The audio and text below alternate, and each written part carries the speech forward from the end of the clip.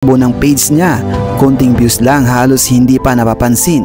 Ang pag-uusapan na natin ngayon mga paps ay simula nung January 2025 and then ngayong buwan November 2025. Noong January 2025, simple pa ang takbo ng page niya. Konting views lang, halos hindi pa napapansin.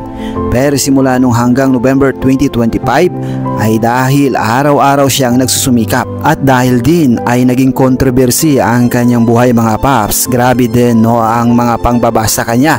At dahil doon, mas marami pa ang sumusuporta sa kanya mga paps. Nakikita naman natin na nagsusumikap si Miss Abigail. Products, promotions, live selling and the rest mga paps. Tahimik lang, walang hype, trabaho lang. Kaya mula ilang libo, boom, ngayon milyon-milyong manonood bawat buwan, local at global mga paps. Ipagpalagay lang natin na average monthly views niya ay 30 million to 50 million and for sure sobra pa yan mga paps.